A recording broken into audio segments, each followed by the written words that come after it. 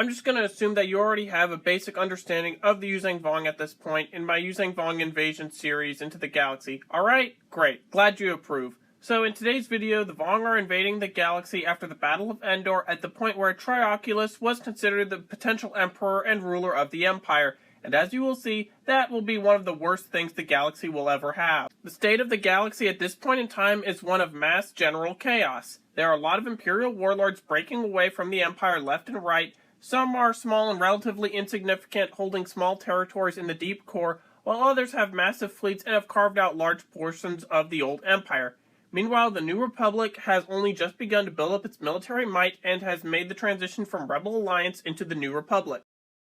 What's left of the Empire that hasn't split off remains in a power struggle between the Imperial Ruling Council, which is currently backing former Imperial Director of Intelligence Ysani Isard's claim to the Imperial throne following her deposal of Grand Vizier Pestage, and then there's the Central Committee of Moffs who back the claim that Trioculus is the son of Palpatine, so Trioculus would be their figurehead to rule over the Empire. So things are a little unstable for the Empire, to say the least. Isard has had limited military support, mostly only from Grand Admiral Afshin Makati, who has held a strong hatred of Kadan, whose impersonator was doing everything he could to make Trioculus appear as a legitimate ruler. Meanwhile, Trioculus would eventually be able to acquire the glove of Darth Vader, which according to this fake Kadan meant that he could rule the Empire, and for whatever reason many Imperial bureaucrats agreed to that. Also, the Central Committee of Moffs weren't really the brightest guys in the galaxy, but Trioculus was the living embodiment of the term idiot. To start, this moron thought that he would gain force abilities by simply putting on Darth Vader's glove. He had zero tactical or strategic skills at all, and had no political savvy, as the Moffs just saw him as an idiotic figurehead. Additionally, when Trioculus in his infinite stupidity was at one point captured and frozen in carbonite by the Hutts, the fake Kadan staged an attempted coup in the Empire against Trioculus, his figurehead. However, Trioculus would regain control over his empire and then be killed by laser eyes from Robot Princess Leia, who he attempted to marry. So that gives you a better idea of the Imperial leadership that the Vong will be facing at this point in time. Imperial warlords at this time also have no loyalty in any way, shape, or form to either Isard or Trioculus, and held very significant fleets as well as in some cases large sectors of the galaxy. However, some warlords like Grand Admiral Grunger would have a loose alliance with Trioculus after the moron had acquired Vader's glove, but these loose alliances were more like ceasefires, as pretty much no warlords worked with Trioculus. So there's a good bulk of the Imperial military that is scattered across the galaxy with allegiance to very different Imperial factions, and most of which were at war with one another. The New Republic's strength at this time is significant, but as I said before, the New Republic is at that transitional phase between rebellion and unified belligerent. Three major factors contributed to the New Republic's eventual place as the galactic hegemon, and they were the fact that the Empire was mostly full of infighting, the Battle of Endor saw the second Death Star explode with Palpatine, and later on the New Republic fleets would become very strong and simply built different. When the Yuuzhan Vong invade the galaxy, they can easily establish a strong foothold in the Outer Rim as the New Republic is busy fighting against Imperial warlords and what's left of the Empire under the moronic Trioculus. Additionally, the Empire is too focused on, well, its own civil war and maintaining the legitimacy of the best and brightest guy, being Trioculus. Also, the Imperial warlords really don't care about what's going on in areas not under their control, so I feel like the Yuuzhan Vong can arrive in full force without many consequences. When it becomes clear to everyone in the galaxy that the Yuuzhan Vong are a threat to conquer the entire galaxy, the Empire might have even more infighting. I say this because I think it's obvious that the Central Committee of Moffs will sack Trioculus as their figurehead, as even though he was their puppet, he was extremely unstable of a guy. For example, he got two of his Grand Admirals killed, one by electrocution for questioning his abilities to lead, and the other by purges. Imperial infighting and the opportunism skyrockets as the Moffs and Isard loyalists all will believe that they personally are best ones fit to lead the Empire in a war to save the galaxy.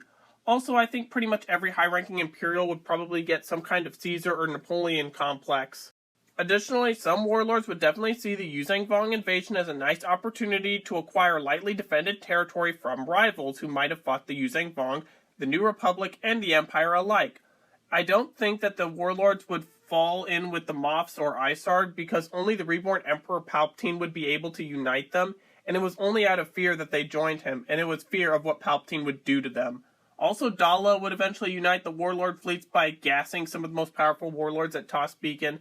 So yeah, Imperial warlords would probably welcome the Yuuzhan Vong invasion initially, as long as the aliens didn't interfere with their territory. However, that will change. Now, that doesn't mean that the warlords will ally with the Vong in any way. They just wouldn't really help out other factions for the most part. Although at this point in the EU there had been previous alliances between the Empire and New Republic, such as in the Battle of Bakura against the Seruvi Imperium, it's harder to get entire factions allied together rather than individual commands. The actual alliance between the New Republic and Empire only came about because Pelion was in charge of the Imperial Remnant at the time, and right now he's not in charge of the Remnant, let alone all these major factions. And for this scenario, there aren't a lot of good high-ranking Imperials still loyal to the Empire, again, other than Afshin Makati. Additionally, it's hard to say which warlords would be open to cooperating with the New Republic, as they would appear as treacherous to other warlords and the Empire. The Reborn Emperor is also still recovering his strength at this point in time and gathering his forces to prepare for an earlier Operation Shadowhand at Biss. The Dark Empire could also start recalling some warlords to Biss earlier, but Palpatine didn't trust them, and would be more distrustful given his weaker state and the higher levels of opportunism going through the Imperial ranks at this time, so it's difficult to say what Palpatine would do. With all of this chaos, I would say the course of the war might see a Yuuzhan Vong victory at the end, as the New Republic is in an even worse state, but it's more militarized by comparison to when they were the actual galactic hegemon, which I find funny. Meanwhile, the Empire is heavily fragmented, and only the super weapons of Palpatine's Dark Empire on Biss could really save them. But Palpatine would probably also strike at what he viewed as disloyal Imperials, the New Republic, and the Vong alike, so the galaxy is possibly in its worst state, probable to fight a war in the expanded universe. I'd say that after the Vong get their foothold and everyone realizes that they're a threat, the Empire deposes Trioculus and the Moffs begin infighting and purging one another for power. Probably a scene similar to Toss Beacon occurs in the Empire to consolidate around one leader. Meanwhile, warlords like Blitzer Harsk and Sandra Del Vardis will remain neutral and stay in their own territory. Artist Kane might ally with the New Republic against the Vong, and others like Grunger and Pterodok would just fight whoever is coming against them, and remain essentially neutral, but just go against who attacks them. Palpatine reveals the Dark Empire when the Yuuzhan Vong get closer to the core after getting Imperial warlords to come to Biss and pledge their allegiance to him. Palpatine then gets one of his loyalists in charge of the Empire after deposing the head Moff and Isard. The Dark Empire proves to be decisive, but fights against both the invaders and the New Republic as well as the Alignment Alliance. The galaxy enters into a three-way war. Despite the Dark Empire's super weapons, the war will be anyone's game. But that is just what I think would have happened if the Yuuzhan Vong invaded the galaxy right after the Battle of Endor, specifically at the point when Trioculus was in charge of the Empire. What do you think would have happened? Write in the comments, and thank you for watching.